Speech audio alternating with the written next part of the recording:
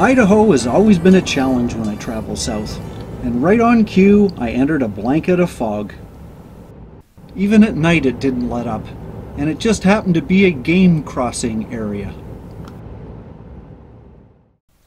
By next morning, more fog through southern Idaho and into Utah. This was Salt Lake City. But I finally got out of the clouds around Scipio, and eventually I made it to the Virgin River Canyon. Well, I made it. I'm in Nevada, near Valley of Fire. I think this is either called Poverty Flats or Snowbird Mesa. I don't know, it's this flat area and I'm right on the edge of a cliff. Phenomenal 360-degree view. Valley of Fire State Park is about 49 miles northeast of Las Vegas on Highway 169. But the place I'm boondocking is just a few miles south of Overton and is called Poverty Flats. Well, it's truly a miserable day today. It's pouring rain. It was pouring all night. Just doesn't look like there's any let up anytime soon.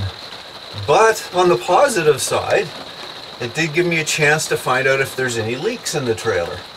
And guess what? There is. Yep, it seems like that right side window is not as sealed up as I thought it was, so another repair job, I guess.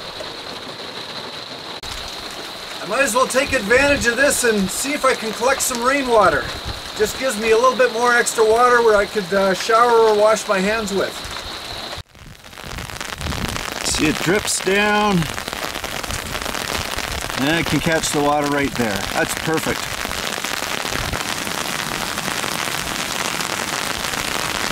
Well, there wasn't a falls there before. There is now.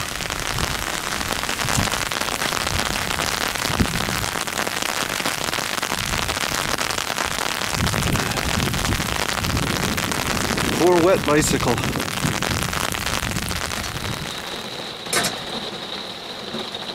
Dealing with this constant rain is a bit of a challenge. It's just raining and raining and raining. See, it even gets noisier as I try to talk. But at least it's spaghetti night, so there's one good thing out of today.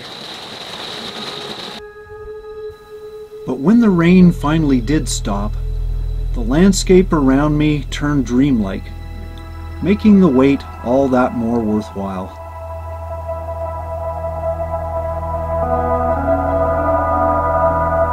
Then, out of the clouds, came a ray of hope.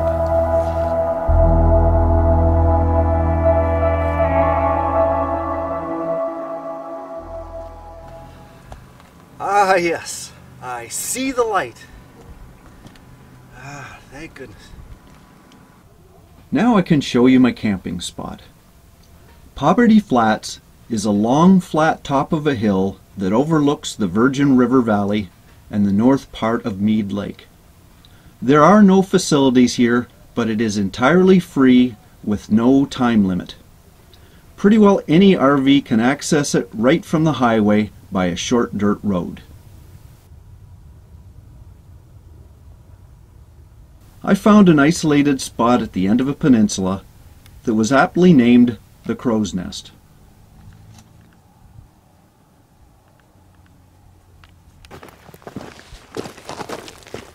It was time for a hike into the valley and follow the wash, as I was really curious as to the effect of all that rain.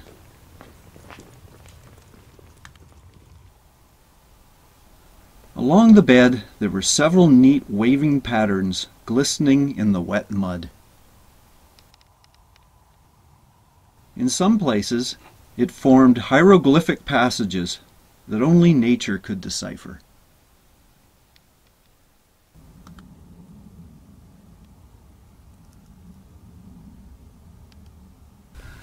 Well, you may say I can't really get excited about mud, but I can. It's unique, it's fleeting, it's going to change. In the next hour it's going to be totally different. Yeah, I could be out going taking pictures of mountains or something. It's probably the mountain that's been taken 50 times in that one day. But this, I know I'm the only one that's seen it, and that's what I really like about it. You got to appreciate these subtle things about light and color and nature, not just the big picture. As much as I appreciate leave no trace, that's hard to do in the mud. So I'll leave the wash and venture to the big attraction, which of course is Valley of Fire. As the crow flies, the park is about 5 miles from Poverty Flats. The road is well cared for and paved throughout the main routes. The first thing that strikes everyone is the reddish-orange color of the landscape.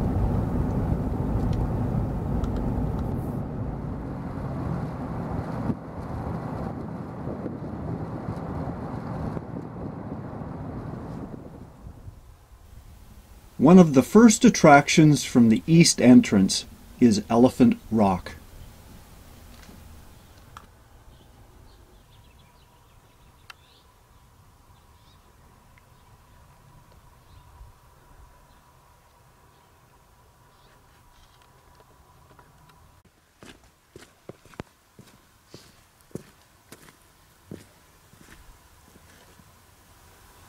Lighting is so important in photography.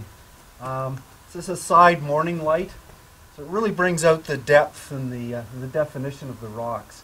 Later on in the day, it's going to be kind of washed out, so you've got to take advantage of the light when you can get it. It's amazing how brittle and frail some of the formations are, and they've survived like this for centuries.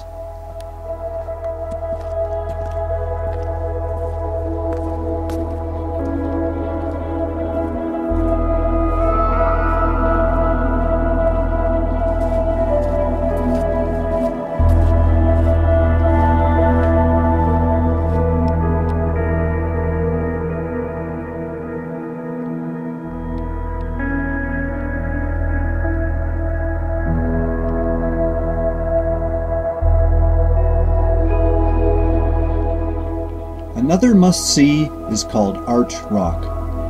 I was lucky the rainwater filled a small pocket for this picture.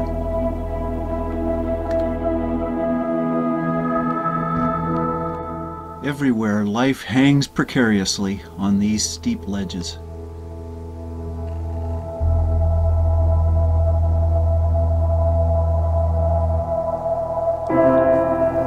I think the feature that is most sought after is a trip to the fire wave.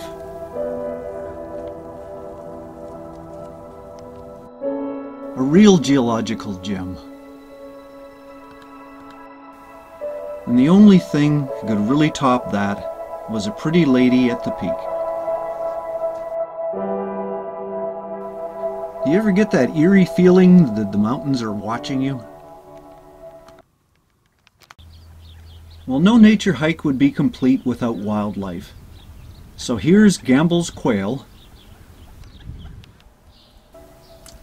some antelope squirrels.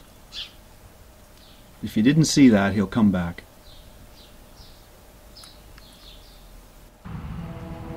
And a family of bighorn sheep high up on a ridge.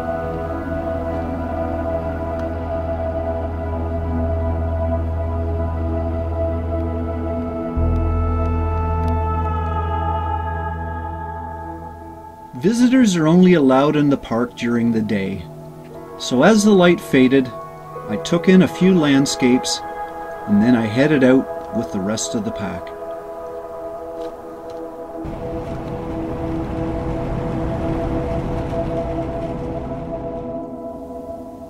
It would be hard for anyone not to recommend Valley of Fire.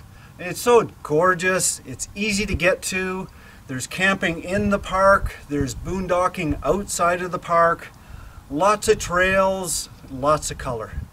You gotta go see it. In closing, I'll show you a few still photographs I took.